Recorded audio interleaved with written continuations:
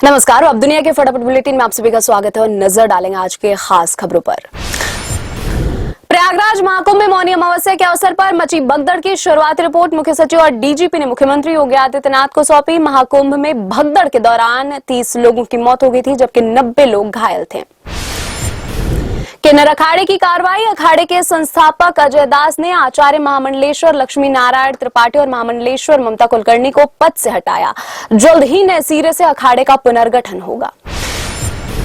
प्रयागराज में आयोजित महाकुंभ से लौटने वाले श्रद्धालुओं की भीड़ से पटे वाराणसी के घाट। भारी भीड़ को देखते हुए घाटों पर होने वाली गंगा आरती आम लोगों के लिए 5 फरवरी तक बंद रखने का फैसला किया गया।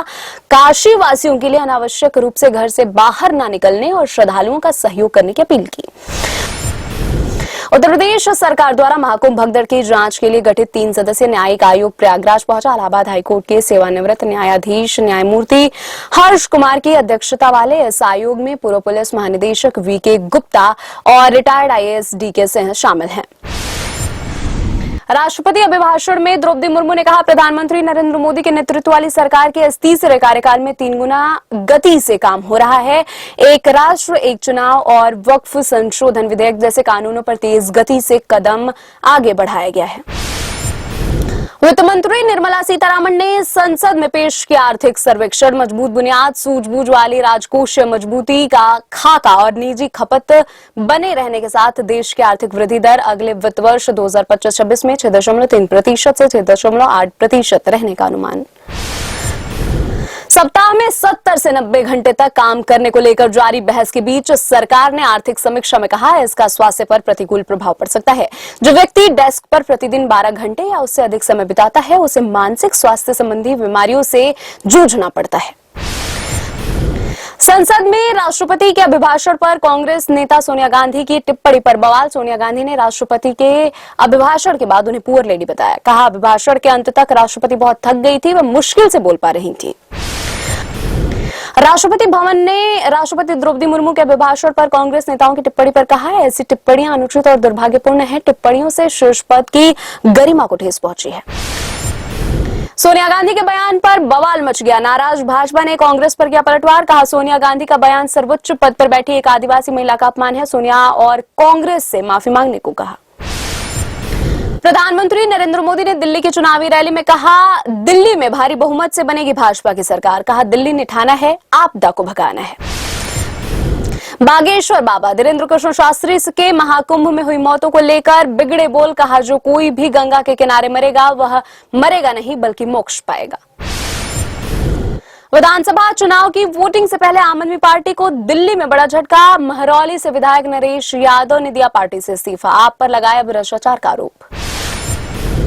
हरियाणा के वरिष्ठ मंत्री अनिल विज के तेवरों से बैकफुट पर नायब सिंह सैनी सरकार। अंबाला के कलेक्टर पार्थ गुप्ता को हटाया। विज ने कहा, जब से सैनी मुख्यमंत्री बने हैं हेलीकॉप्टर पर रहते हैं, हेलीकॉप्टर से नीचे उतरेंगे तो ही लोगों की समस्याएं सुन पाएंगे। सुप्रीम कोर्ट ने केंद्र शासित प्रदेश जम्मू कश्मीर में बार काउंसिल स्थापित किए जाने के अनुरोध संबंधित जनहित याचिका पर केंद्र और बार काउंसिल ऑफ इंडिया और अन्य से जवाब मांगा। वरिष्ठ वकील जावेद शेख ने जम्मू कश्मीर में बार काउंसिल की आवश्यकता पर बल दिया।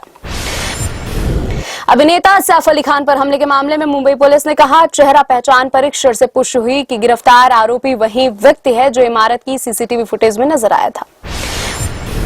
मुख्यमंत्री मोहन यादव ने कहा, प्रयागराज में आयोजित महाकुंभ मेले में मची भगदड़ में मारे गए 30 लोगों में से मध्य प्रदेश के कम से कम 5 लोग शामिल हैं। यादव ने मृतकों के परिजनों को 4-4 लाख रुपए की सहायता प्रदान करने का निर्देश दिया। शेयर बाजार में तेजी जारी। सेंसेक्स 741 अंक चढ़कर 77,501 अंक पर हुआ बंद। निफ्टी भी 259 अंक बढ़कर 23,508 अंक पर हुआ बंद। फेमस रैपर रफ्तार ने दूसरी बार रचाई शादी। फैशन स्टाइलिस्ट मनराज जवंदा संग लिए 7 फेरे। रफ्तार ने साल 2016 में कोमल वोरा संग रचाई थी पहली शादी। शादी के 4 साल बाद हो गया था रफ्तार और कोमल का तलाक। स्वरा भास्कर का एक्स अकाउंट हुआ परमानेंट सस्पेंड। यह एक्शन गणतंत्र दिवस पर किए गए पोस्ट के बाद लिया गया। स्वरा ने एक पोस्ट में लिखा था, गांधी हम शर्मिंदा हैं, तेरे कातिल जिंदा हैं। बेबाक बयानों की वजह से अक्सर विवादों में रहती हैं स्वरा। ये थी आज की फटाफट बुलेटिन और ऐसे ही ताजा अपडेट्स के लिए बने रहे हमारे साथ, यानी कि विजिट करें अब दुनिया पर।